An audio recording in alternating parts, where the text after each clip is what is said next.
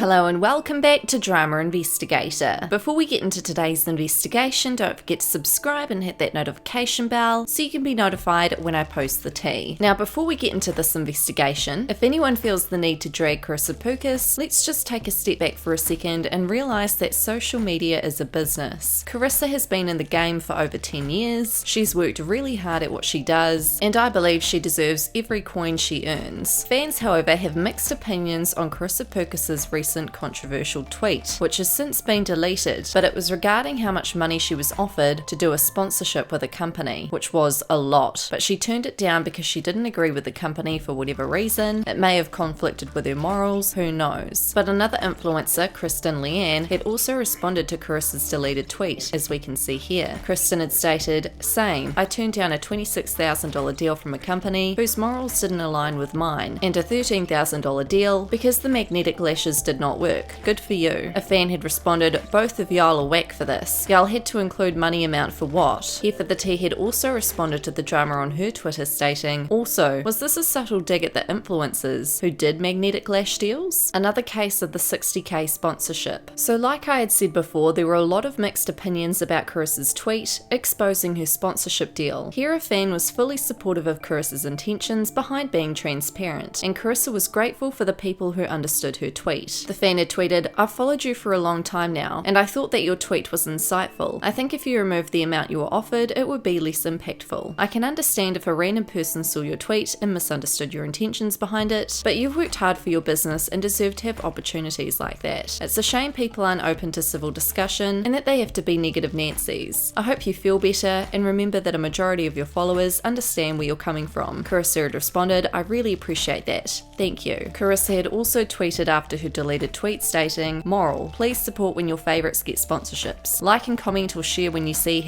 #ad. Most of us are trying to do the right thing and only share what we love with brands we believe in. If we have the engagement, we can be more choosy with who we work with." Now Karissa had also taken to her Twitter to explain why she had deleted her tweet, and then she came for online haters. Karissa said, "Deleted my convo about turning down sponsorships. It's a bummer people are stuck on the number. That was not the point of my post, and anyone who follows me knows I couldn't care less about flexing. That's never been me. Period. I don't think it's right that people create such a taboo around this topic. There is no industry standard. There is no moral standard, and as a viewer, it's important to know that money sways people to promote shit they don't like, all the time. I massively appreciate when accounts like Graham Stephan show their numbers in videos. Everyone operates their business differently. I would have assumed viewers want transparency. Apparently not. Clearly the internet isn't the place to discuss this. I thought my intent was clear and thought it was an important subject to be transparent about. Next time I won't bother. I'm constantly let down by how shitty people can be over things like this. Seriously though, this is why I hate sharing anything online these days. People jump down your throat and you end up on a gossip page.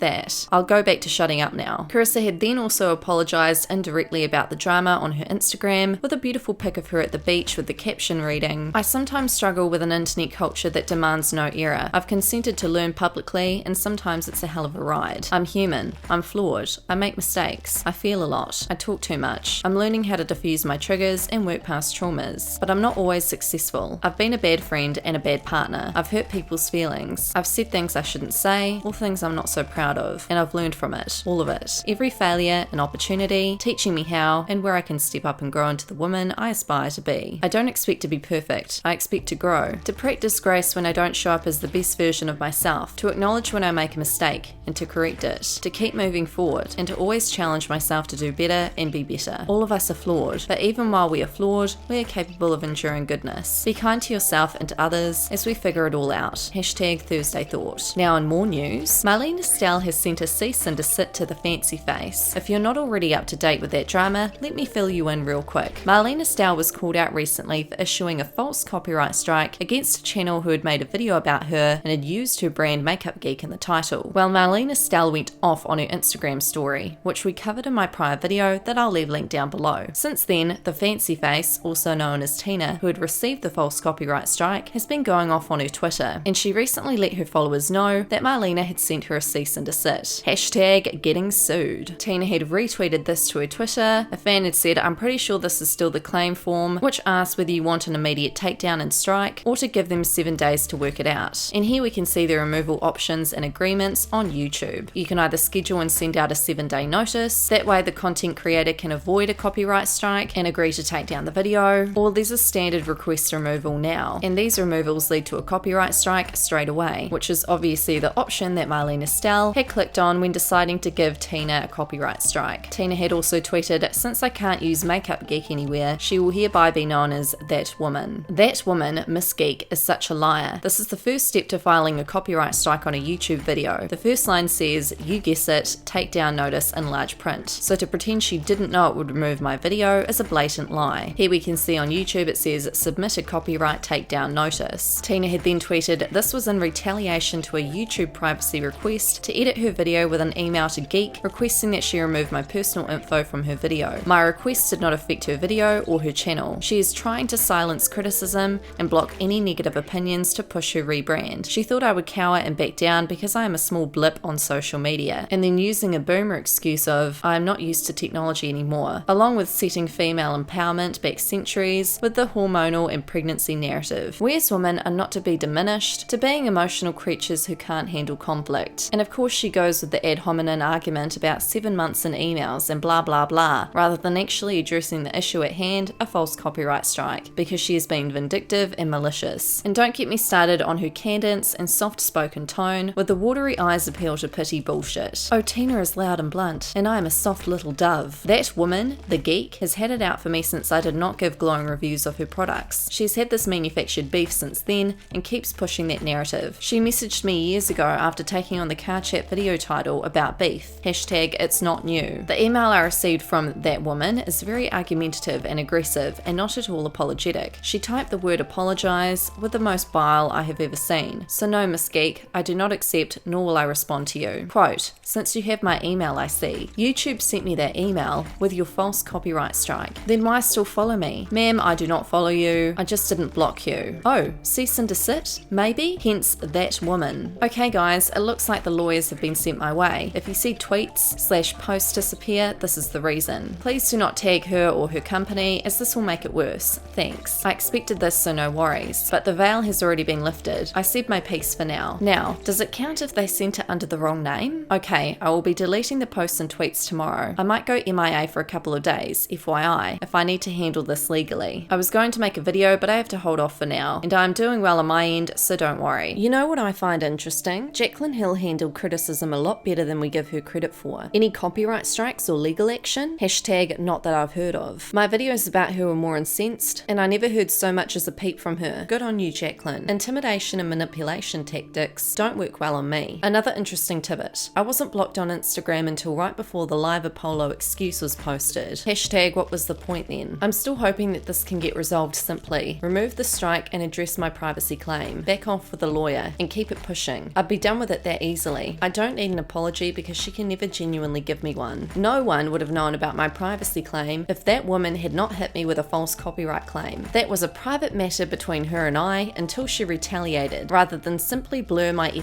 info. 7 months matter? Why? Is that her justification? How is that right? Okay guys, I have some good news. I just received a new email from Marlena, and this time it is a lot more remorseful rather than aggressive and accusatory. I will reread and reread, but this is a better approach, and we may get to a resolution after all. My video and channel still have the copyright strike on it, but Marlena said she removed it, so we're waiting on YouTube to address it. I am not celebrating just yet, but this is a positive step for a couple at the very least. Marlena had then finally taken to her Twitter to briefly talk about the drama. She had tweeted, "Since issues are flaring up tonight and spiraling, I will address these issues head on either tonight or tomorrow morning after all facts are gathered and after emotions have settled. I'm asking for any of my followers to not send ill will messages to Tina, and I'm asking for the same in return from any of Tina's followers. There are always 3 sides to a story. One person, the other, and in the middle lies the full truth. Emotions are added in the mix, also making situations more complicated. After this is formally addressed addressed this last time. I will not be answering any more questions on the situation, as this should be handled privately, but since it has become public, it needs to be addressed publicly in a factual, fair and non-emotional manner. Thank you for your patience. Marlena has yet to comment on why she is suing Tina. People are so annoyed because what does this say for the future of content creators who can receive copyright strikes left, right and centre for having an opinion? What are your thoughts on this? Let me know in the comments. That's all for this investigation. Don't forget to subscribe, hit that notification bell. My social media will be linked down below, and I'll see you guys in our next investigation.